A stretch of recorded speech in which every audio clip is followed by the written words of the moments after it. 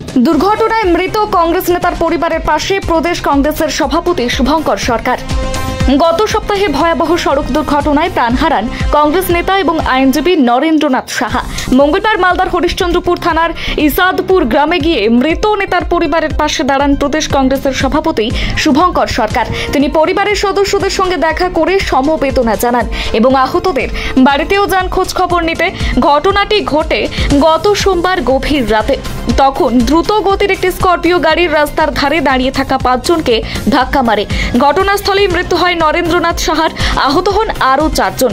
মৃত নেতার স্ত্রীর অভিযোগ করেছেন এলাকাবাসী বিপদ প্রামাণিক ইচ্ছাকৃতভাবে তার স্বামীকে গাড়ি চাপা দিয়ে খুন করেছে। পুলিশ ইতিমধ্যেই অভিযুক্তকে গ্রেফতার করে আদালতে পেশ করেছে এবং তদন্ত শুরু করেছে।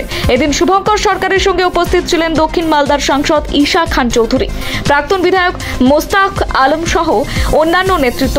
শুভঙ্কর সরকার বলেন, একজন নিষ্ঠাবান কর্মীর এমন মৃত্যু মর্মান্তিক। আমরা দোষীর কঠোর শাস্তি দাবি করছি এবং প্রশাসনের কাছে আহ্বান জানাচ্ছি মৃত এবং আহতদের পরিবারের পাশে থাকুক। Bureau report, news hunt TV.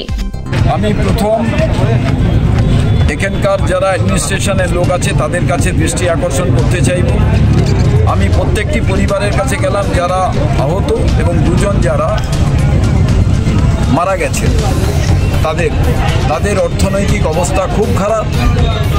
যারা মারা গেছেন তাদের পরিবারকে যাতে রাজ্য সরকারের পক্ষ থেকে 20 লাখ টাকা করে কম্পেনসেশন দেওয়া হয়, এটা প্রথম আমার দাবি। যিনি অস্থায়ী চাকরি করেন সিভিল ভলেন্টিয়ারের, সেখানে যেন স্থায়ী চাকরির ব্যবস্থা হয় সেই ভদ্রমহিলা তার স্ত্রী, কারণ নাহলে বাচ্চাদের তিনি মানুষ করবেন কী করে। আর একজন যার ভাই মারা গেছে পুলক সাহা, তার পরিবারে যাতে এই টাকা পায়, কারণ তিনি যা ইনকাম করতেন ওনাদের পরিবার পুরো এতে প্রতিপালন হতো।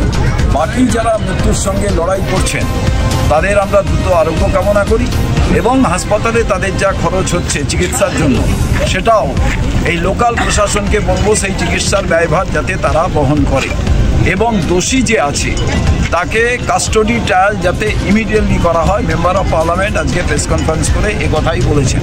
তার কারণ আমরা চাই দৃষ্টান্তমূলক শাস্তি, যাতে এই এলাকার মানুষ বোঝেন যে যারা ক্রিমিনাল দুষ্কৃতিকারী তারা যাতে এই সিদ্ধান্তে শিউরে ওঠে, এই রকম কোনো ঘটনা ঘটাতে তারা যাতে আর সাহস না পায়। আমি মনে করি এই যে রাজ্যে আইন শৃঙ্খলা যদি কঠোর হাতে দমন করা যেত তাহলে এই রকম সাহস ক্রিমিনালদের হতো না। ক্রিমিনালদের কোনো জাত ধর্ম হয় না। ক্রিমিনাল মেন্টালিটি যাদের আছে, আমি পুলিশ প্রশাসনের কাছে আবেদন করব যে এই যে পরামানিক, এই পরামানিকের এমন এই পরামানিক বিপদ সত্যি লোকের বিপদ ঘটিয়ে দিয়েছে, তো তার যাতে এমন দৃষ্টান্তমূলক শাস্তি হোক এবং যেটা যুদ্ধকালীন তৎপরতায় ওই কাস্টডি ট্রায়ালের মধ্যেই চার্জশিট কুইক দেওয়া যাবে, তবেই কিন্তু নচেত সব মানুষ ভুলে যাবে সমস্যায়, এইটার আর কিছু হবে না। এবং এ বাদে আমি এটা মনে করি যে এলাকার সমস্ত মানুষকে ঐক্যবদ্ধভাবে এই অন্যায়ের প্রতিবাদ করতে হবে, এই পরিবারের পাশে থাকতে হবে। কংগ্রেসের তো জেলা সভাপতি এখানকার মুস্তাক ভাই, বাকি সবাইরা আছেন, কিন্তু তা বাদে সাধারণ মানুষকেও এগিয়ে আসতে হবে এই অন্যায়ের প্রতিবাদ। আপনাদেরই দলের মনোজ আহত আছে এবং তার আর্থিক অবস্থা খুব খারাপ রয়েছে, তো আপনারা দলগতভাবে কিভাবে পরিবারের পাশে থাকছেন? আমাদের সমস্ত বিষয়টা পার্টির নজরে আছে, এই বিষয়টা পার্টি দেখছে।